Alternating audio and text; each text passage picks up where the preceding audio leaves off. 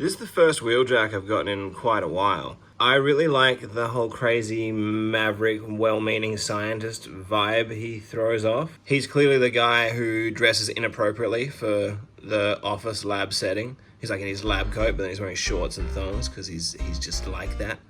He's Wheeljack.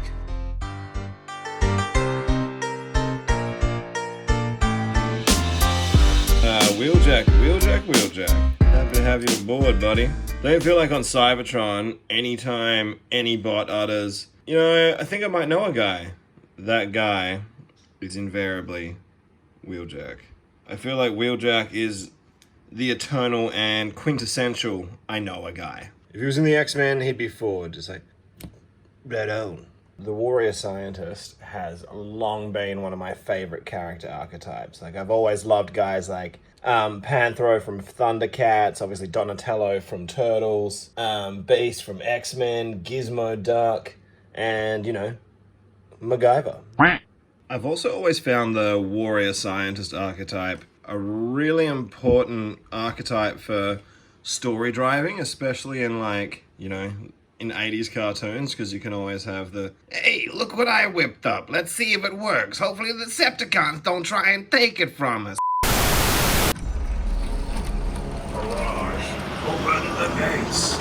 Optimus, we were expecting you to bring back some new bots. How did the rundown go? I must get inside. You know, Cog, the things we've been able to learn from looking at your modular transformations is pretty out of control.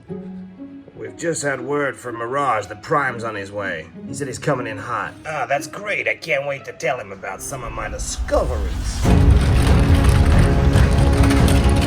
That's a little too fast. We might want to back it up a little. Wheeljack, Ratchet, quickly to my trailer. Optimus, we thought you was picking up some new recruits from Cybertron, more refugees. Unfortunately, I was not the only one to receive the signal. It would seem the Decepticons have found Earth. Quick, clear some space. Prime, you wouldn't believe the stuff I've been able to find out from Cog. Grapple, get ready. Alright, I know a lot of this stuff is pretty new and theoretical, but let's fire it up and see how it works. Nothing beats a good field test. Ah, jeez, they really did a number on this poor spawn of a glitch. Optimus, I'm getting a spark reading, but that's about it.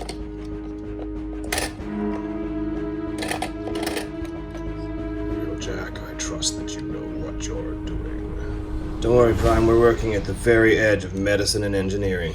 With resources on Earth being so low, we didn't have a lot of choice. We had to get creative with it, if you know what I'm saying, Optimus. Creative? That's what I was trying to tell you before. By studying Cog and the unique abilities of the weaponizers, been able to come up with some pretty cool ideas for here on Earth. Grapple, is it time? Hit the button. Show him what we got. Now that I know our friend is safe, I must get back out there. There are undoubtedly more Autobots in need of my help. The transition to Earth has not been an easy one. Okay, Prime, we got this. You can go do that. But, would you mind leaving the trailer behind? With our friend in the tank over there, I think this could be really handy with processing the batch of Micromaster refugees we're expecting. Omega's rocket should be back any day now. If it will aid in our cause, then it is yours. Ratchet, I shall require your company. If there are more damaged bots, they may need on-site attention before we can get them back to base. Cog, perhaps you should come too.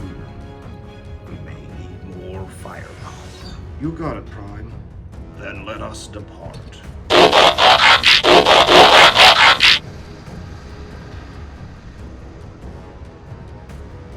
Can't believe the Decepticons found us so soon. I sure hope Prime wasn't followed. Come on.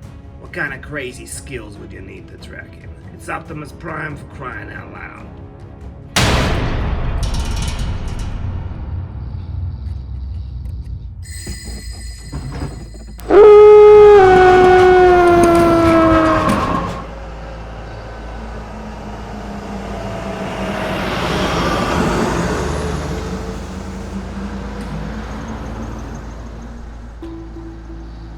Don't worry, guys. I got this.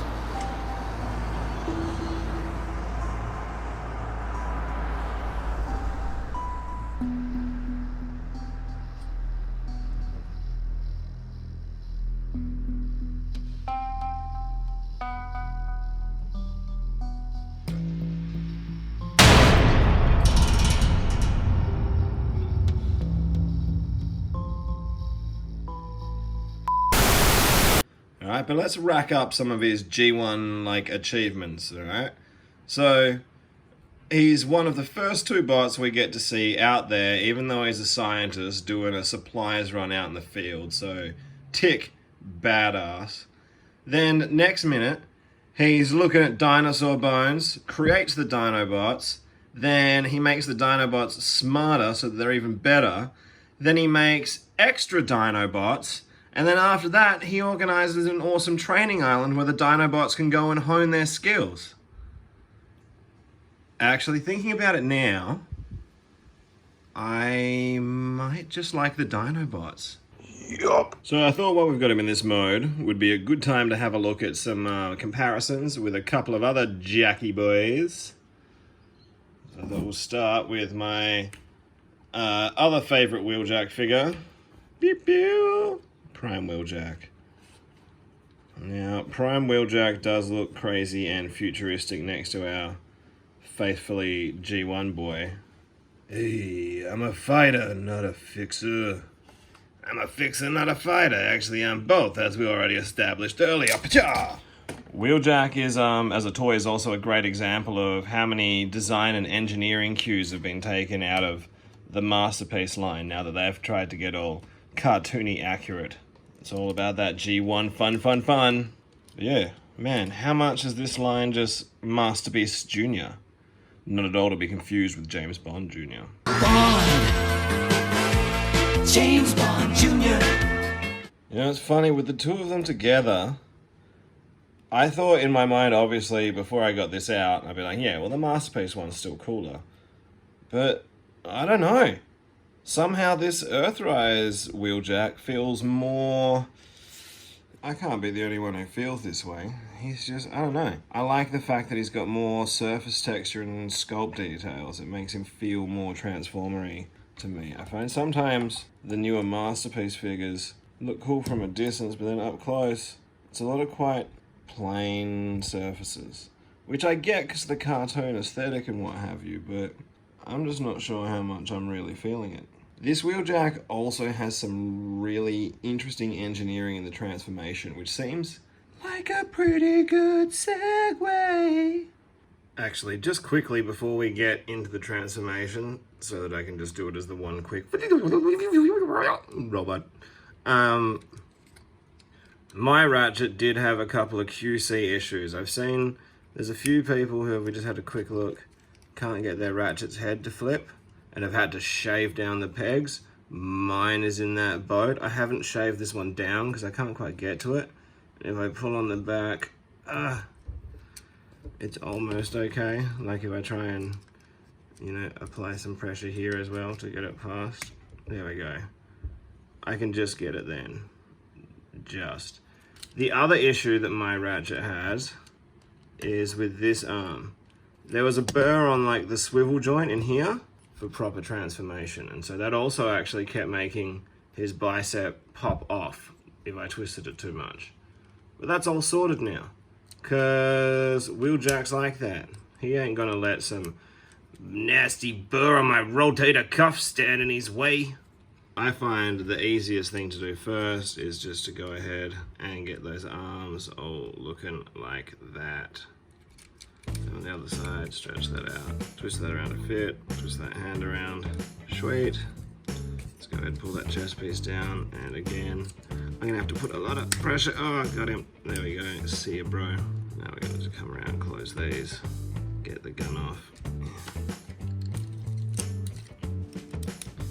Pull the feet out. And now, legs out to the side. Couple of things I really like about this transformation, and one of them is that little piece of windscreen being hidden in his knee. I think that's sick.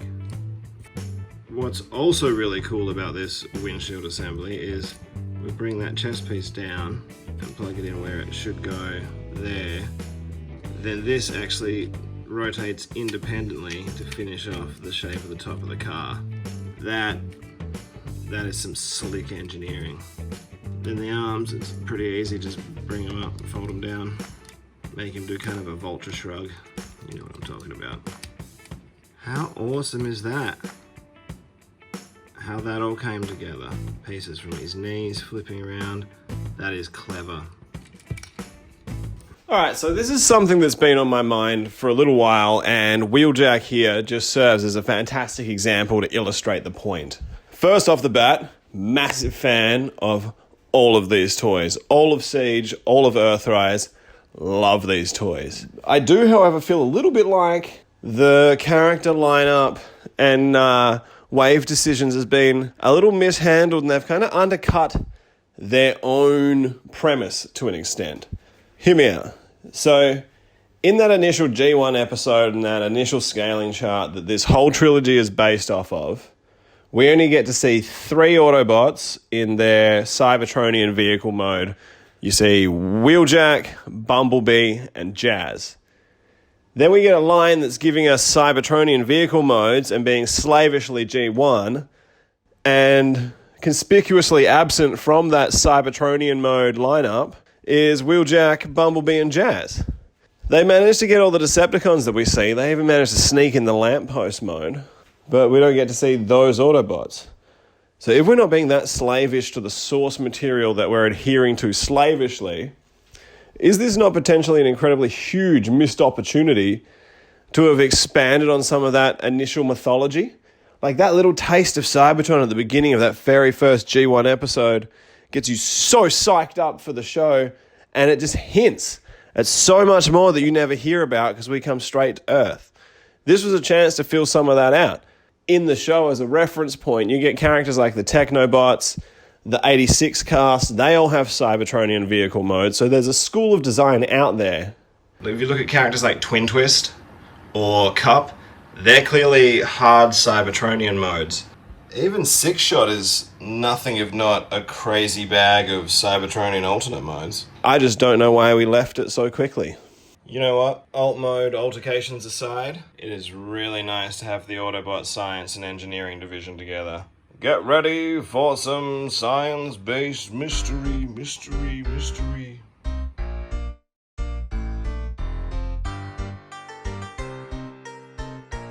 Hi there, lad. Did I ever tell you about the time that my head was actually another little guy? Gotta go.